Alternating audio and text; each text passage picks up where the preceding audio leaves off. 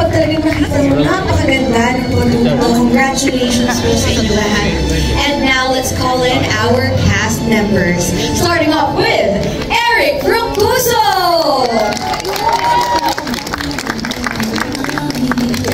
We also have Elise Hassan!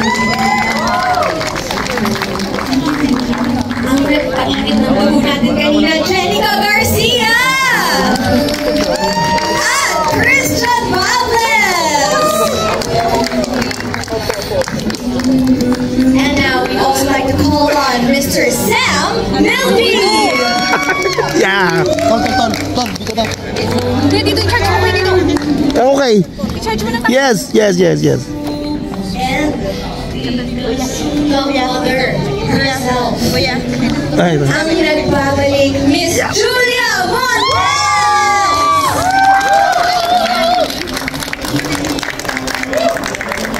Congratulations po. Yes, kindly settle down. And let it sink in. Ito na po, napanood na po natin ang first episode ng Saving Grace. Hello po sa inyong lahat. Congratulations sa napakaganda po ninyong pilot episode na nakita natin kanina. Palakpakan po natin ang cast, directors, and creative manager ng Saving Grace. Now, while the cast is settling down, I would like to call on Mr. EJ Salute to ask our friends from the media kung kumusta nga ba ang first episode ng Saving Grace. Go ahead, Mother EJ. It's been a long day for us. Medyo ito sa mabigat yung napanood natin pilot episode sa BGI, no? Pero sabi nga ni Mega, food for the soul. Ang sarap umiyak, di ba, once in a while? Yes, Oo, so at this point, napakasarap ng iyak natin kanina. hindi kasi kumpleto ang isang ganitong media event without hearing the reactions of our friends from the media. Ito yung fresh na fresh from the screening. First of all, let's May mga nagpupunas pa ng luha. diba, kanina nga, talagang ang dito ang lakas umiyak, pero everyone cried talaga. Sabi ko nga, wow, sabi ko, job well done sa Team Saving Grace. And at this point, we'd like to hear from 6 members of the media to react from sa napanood namin, sabay-sabay na panood kanina. First of all, I'd like to call in si Alan Sancon to give his reaction from what we saw. Alan? Over there, hi, Sir Alan! Jethro, andun siya naka-blue sa Stars Photog, hello? Hi, Siri. Hi! Did you like it? Grabe, kahit yata ba ito may iyak dito sa story.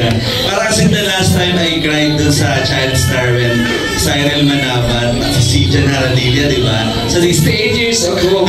Yeah, pero ngayon parang meron ng bagong child wonder yung ABS-CBN, si Sia.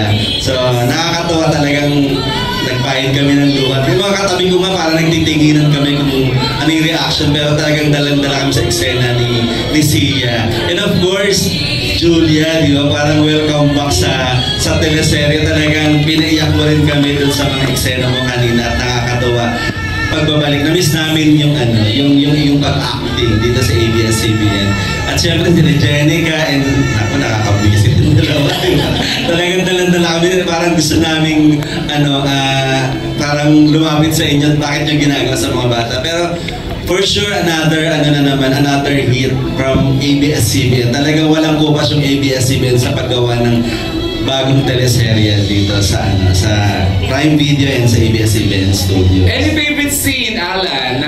Actually, yung eksena ni Julia sa siya dun sa may tubig. Sa pier, as a port? Sa port, yun na parang talagang dalang-dala ka kung aalis ba si Julia or kumbaga mag-i-stay for Grace. So talagang dalang-dala kami. Titingin na kami nila Midri dito sa kanila Romel sa eksena kami namin. Grabe, galing talaga ni Julia. Talagang dalang-dala kami sa eksena.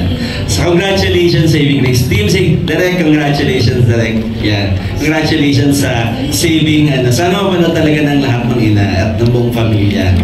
Congratulations. Thank you for the good words, Alan. Thank you. Kailan mo talaga yung vlog side niya? Yes. Thank you, Alan. At this point, we'd like to hear naman po from isa sa mga influencers, napaka-active sa social media. Talagang a dear kapamilya. I'd like to call in to share his reaction. Franz Horda! Franz, ayan, naka-pink. Oh, hi! How did you like it? No, I loved it. Kinabahan kami dun, ha? Oh, super loved it. Kasi ito kung sabi ko sa Pamilya Sagana, pinakamalinis na yung story. Ito naman, pinaka nagpaluha po talaga. Kasi talagang, titignan mo lang yung bata, maano ka na, madadala ka na sa kanya. And actually, ang pinaka-favorite scene ko, mga EJ and I, is yung, kasi ilang beses na siyang nag-play sa trailer, yung sa, ano ba ako, basura ba? Nakakaiyak na siya sa trailer. Pero dito, kasi alam mo na kung saan nang galing. So parang mas, kahit napanood mo siya, hindi mo na napigilan umiyak kasi alam mo na, kaya pala yung hugot ng bata, parang, nanatiling stay positive yung bata na ang ganito.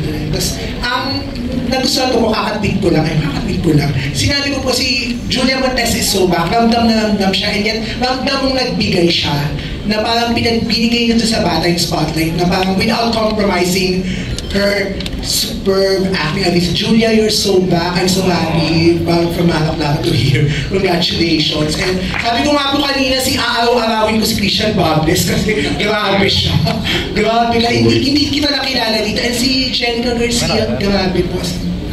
Wow. But actually, so far, and I'm looking forward na mag-tweet kung ano magiging reaction ko kay Sir Sam, and ito si Elise from Pirapira sa Paris. And ramdam ko po yung, this is an FMR teleserye, yung talagang hindi pwedeng hindi ka maapektuhan. And I think si Greg Bali may mga na-handle na sinisita. And ayun po, sobrang, kasi ang sabi ni Kuya Aaron, baka umabot kami ng 30 minutes dito. But basically, ayun po, ang pinaka-comment ko is, nakakabiting umiyak. Kasi yung last scene kanina, parang bagsak na, may gusto pang bumagsak, kaya ay, maghihintay pa ako ng next episode para. Pero, you're looking forward na umiyak. And sabi nga po ni Mega, it's food for the soul, na masarap ni minsan umiyak for a good show and for a good story. And congratulations po. Beautiful. Thank you, Franz. Thank you so much.